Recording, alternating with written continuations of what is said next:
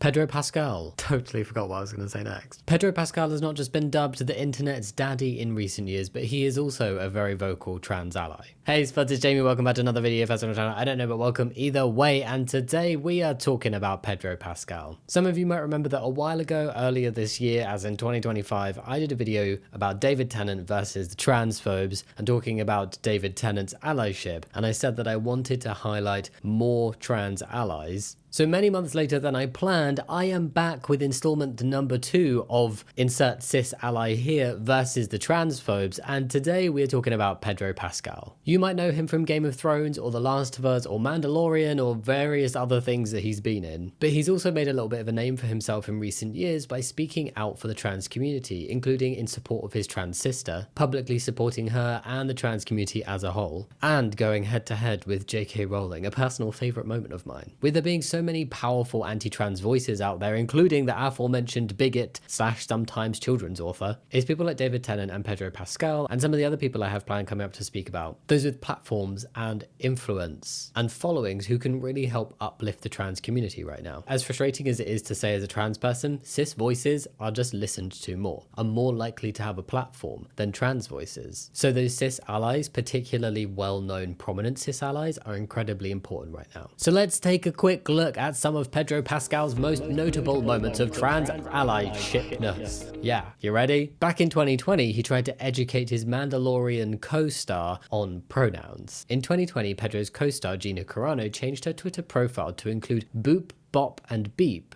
instead of pronouns. Many people called her out for mocking pronouns and the trans community as a whole, and she said that people were mad at her because I won't put pronouns in my bio to show my support for trans lives, claiming that she'd been harassed every day for months to put pronouns in her bio, and went on to say that she was exposing the bullying mentality of the mob that has taken over the voices of many genuine causes. It's not the first time that we've heard the trans community described in this way for seemingly doing nothing. And honestly, if she really got that kind of unprompted response to her not having pronouns in her bio, I'd be incredibly surprised, and it would be the first time I've heard of something like that happening. And I did actually do a little bit of digging, and I tried to find some examples of people calling her out for not having pronouns in her bio, and I could not find any. I'm not saying they definitely don't exist, but I could not see them. So to me, it just feels like another example of somebody vilifying a marginalized community because they've perhaps been called out for not doing something to show support. I mean, the way I could imagine it happening is somebody saying, hey, do you fancy putting your pronouns in your bio? And then her saying something that isn't great, and then people going, well, that wasn't great to say. And then her saying, oh, people are being mean because they're not putting pronouns in my bio. And it's like, well, it's not because you're not putting pronouns in, it's because you said this other thing. But I can't find examples, but that is just exactly how I've seen stuff go down with many other people who've been like, the bullying trans activists are trying to make me do this thing. And then you look back and it's like, no, they're just calling you out for being transphobic. What are you talking about? Not saying that's what's happened here, but instead of giving an explanation as to why she didn't want to put pronouns in her bio, because I can't find that either, she instead decided to go beep bop boop, boop bop beep, beepity boopity bop. Bippity boppity boo. Bop it, twist it, pull it. Bop it. Twist it.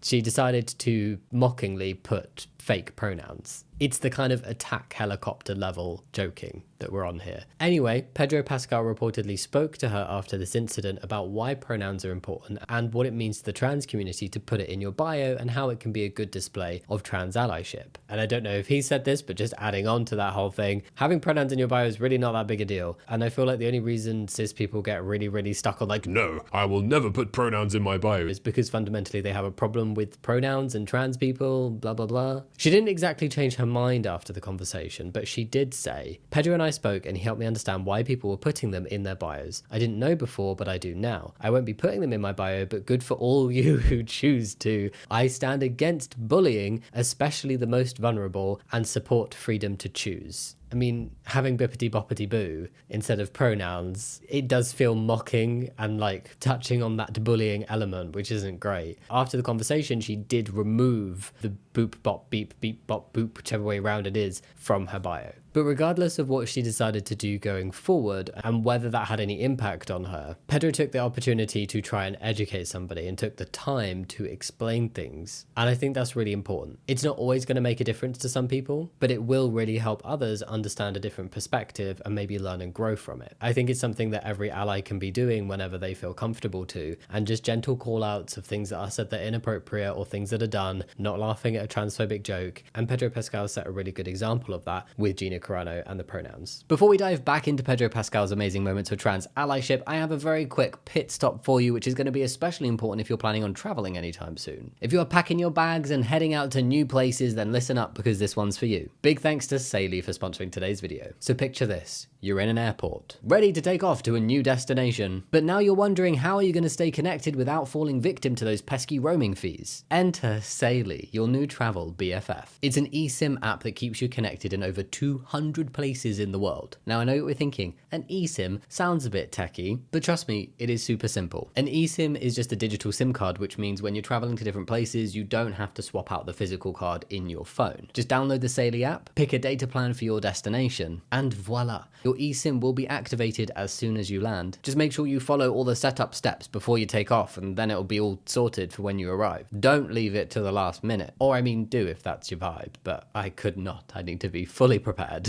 There's no need to collect a SIM card for every country you travel to. You download your eSIM just once and you are good to go. And if you've got a multi-country adventure in mind, which sounds amazing by the way, that is also no problem. You can choose one of Saily's global or regional plans so that you are fully covered in every destination you're hitting. So there's no need to worry about those sky-high roaming bills anymore because Saily's got your back. It can reduce or even eliminate these fees completely. And plus, if your phone is not eSIM compatible, you're going to get a full refund. So it's saving you money all round. Although no worries because Saily works perfectly and is compatible with iOS and Android devices. And if all of that wasn't enough, saving your money, keeping you connected wherever you go, Saily also keeps you safe. So not only will you still be able to connect to maps and find the best gelato place wherever you're visiting, very important stuff, Saily also has security features that protect your privacy, meaning you can browse confidently whether you're blocking malicious ads or changing your virtual location. So go ahead, travel smarter, safer, and with a bit more cash in your pocket. Thanks again to Saily for making it all possible. Download the Saily app now or go to saily.com/jammy to get an exclusive 15% off discount when purchasing Saily data plans. Make sure you use the code JAMMY, J-A-M-M-I, at checkout. Alright, now let's get back to the Pedro Pascal love fest. This man has some serious ally energy and I cannot wait to talk all about it. The second thing is the way he introduced his sister to the world. A big part of Pedro Pascal's public allyship has been centered around his sister, Lux. He also, of course, shows up for the entire community, but he is very clearly and very publicly fiercely supportive and protective of his sister, Lux, who is trans. In 2021, Lux opened up about her transition and was the cover star for the Chilean magazine Revista Ya. Pedro shared the cover on Instagram with the caption, "My sister, my heart are Lux," written in Spanish. Lux has also opened up about how Pedro has been a guide for her during her transition and an important part of her journey, including saying that he was one of the first people in her journey to gift her the tools that started shaping her identity. I do feel like Pedro is very consistent and very public, but also clearly behind the scenes support of his sister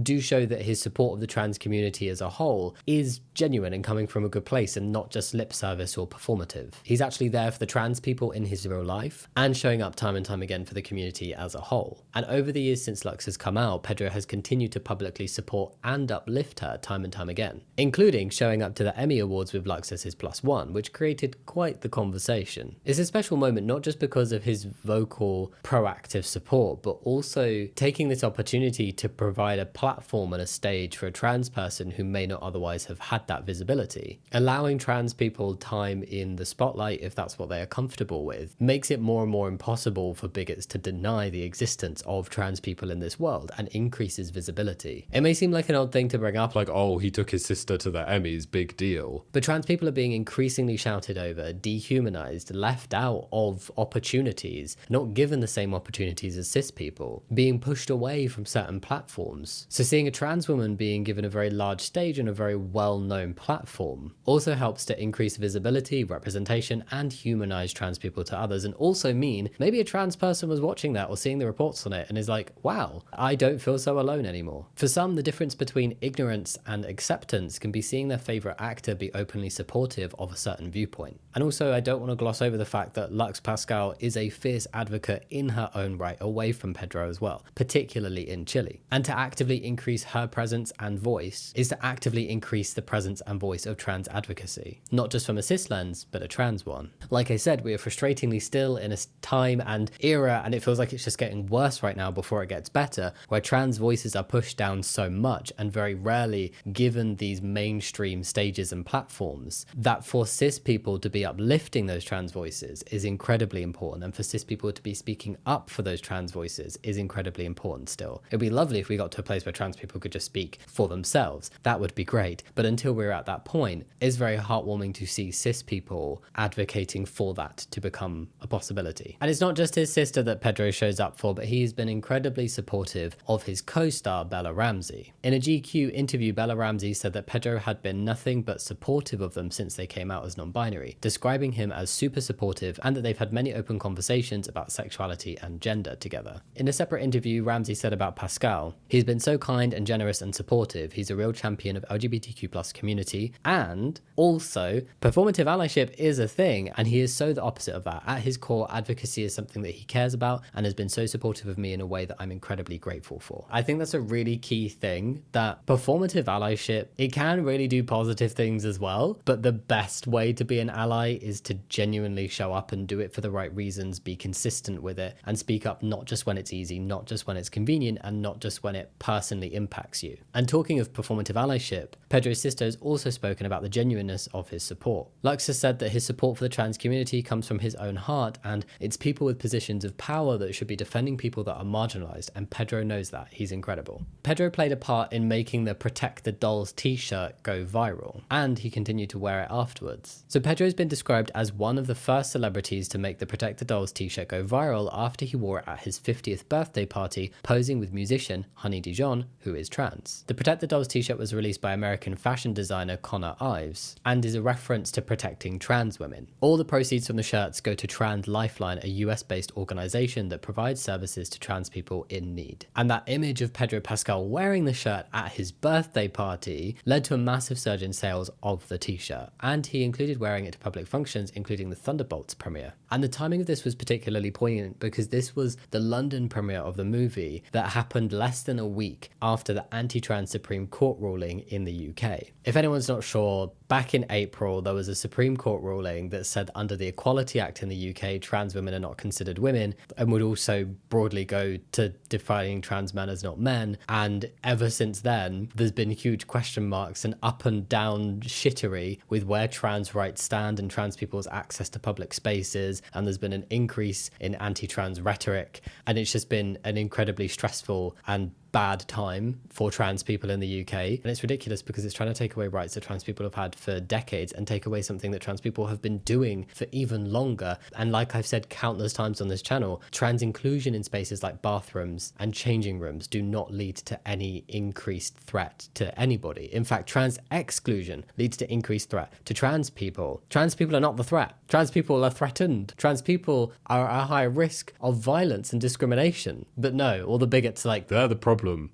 Yes, the marginalized community, they get hated upon a lot. It's absolutely ridiculous. But this Supreme Court case costs a lot of money for the bigots to make happen, right? And J.K. Rowling donated £70,000 towards this court case. Donated £70,000 towards a court case to take away trans rights in the UK. And that's relevant because, speaking of J.K. Rowling, Pedro Pascal has called her a heinous loser after she celebrated said anti-trans court ruling. He did this in response to a video calling for a boycott of anything Harry Potter, basically. And it was due to J.K. Rowling's increasing transphobia and the fact that she's now very evidently putting her wealth into anti-trans causes, including setting up an organisation to fight anti-trans legal cases, more like the Supreme Court case one, which has already been devastating for trans people. So, to put money in her pocket is to put money in the pocket of anti-trans legal cases. So there is no way to financially support Harry Potter without financially supporting a bigot anymore. She has completely intertwined herself and her political views with her art. So in one Instagram video calling out J.K. Rowling and saying that Harry Potter things need to fail because that awful disgusting shit has consequences, Pedro Pascal replied with, "Awful, disgusting shit is exactly right. Heinous, loser behavior." Love it. If you are punching down on a marginalized community,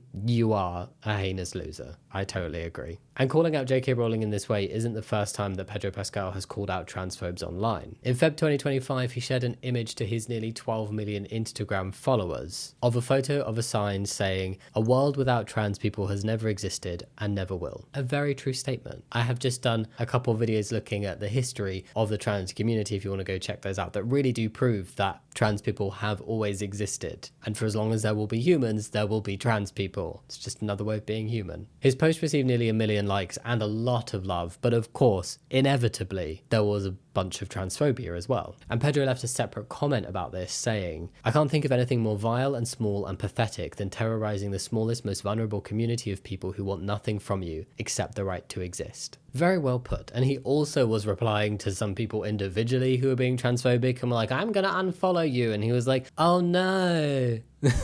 With the painting nails emoji. What a shame. It's almost as if the bigots think he'll really actually miss them if they unfollow him, or that them saying that they're disappointed in him for being a kind, open-minded person will suddenly make him go, "Oh no, I need to suddenly become a bigot now." Anyway, I personally find that there's something really reassuring by the fact that he puts his money where his mouth is time and time again, and he calls out the bigots, and it's not just some like sanitized PR response to things. You can tell he's just sat there and he's gone, well, this is shit. This year, Pedro Pascal used the Fantastic Four premiere and press to speak out on trans rights. He's making a bit of a pattern of using these big events where he knows he's going to get photographed, interviewed, and there's going to be articles about it, and the press are all there anyway. He's using those events to really say trans rights, including taking his sister to the Emmys, wearing the Protect the Dolls shirt to the Thunderbolts premiere, that's what it's called, and now using the Fantastic Four premiere and post-premiere press or pre-premiere press, I don't know when it happened, but the press surrounding another movie release to speak about trans rights. He said that the trans community fill him with inspiration, stating, "It's important to protect people, especially those simply asking for the right to exist in bodies that belong to them and in the world they never asked to be brought into. It's a very, very small, vulnerable, inspiring, courageous, brave community that fills me with a lot of inspiration. Therefore, it's very important to protect that. They would do that for us." It's important to, protect people and human beings, especially those that are simply asking for the right to exist in the bodies that belong to them and in the world that they never asked to be brought into. And it's a very, very small, vulnerable, inspiring, courageous, and brave community that fills me with a lot of inspiration. And so therefore I think that it's very important to protect that in humanity. They would do that for us. And during the press tour, he was interviewed by Pedestrian TV, and he stated the following about the trans community. "You inspire me. You are a symbol of courage. And you inspire fear in those that are afraid of being their true selves. And I think that that's the threat, is your joy and your radical bravery in living your life in joy." And it's not just movie-related press that he takes the opportunity to speak openly about his views on trans people and uses it as an opportunity for his views on trans people to gain more traction. But he also has a history of just generally within interviews bringing up trans topics and not shying away from them, including one he did for Vanity Fair in 2025. Feels weird that I'm saying in 2025 was being in 2025, but by the time this goes out, there's only going to be like 1 full month left of 2025. So just to make it not seem very like, oh, it happened now, and then it not be clear when now is. His comment over calling J.K. Rowling a heinous loser was brought up, and they discussed the response that he had to this comment he made about her. So he said, "The one thing I agonized over a little bit was, am I helping? Am I helping? It's a situation that deserves the utmost elegance so that something can actually happen and people will actually be protected. Listen, I want to protect the people I love, but it goes beyond that. Bullies make me sick. Yeah. Personally, I think it does help. I think it really does very much help. From making the trans community feel like there aren't just loud, hateful voices, but there are also loud, loving voices, to keeping positive conversations and representation going and alive and in the media and in big publications where not very many trans people ever get to be a part of. And so therefore upping that positive media rep for the trans community, it's all important and it's all helpful. Again, it would be fantastic if it could also come from the trans community, but we're not quite there yet. We're getting there. There's a little bit of progress. I've seen a few things, but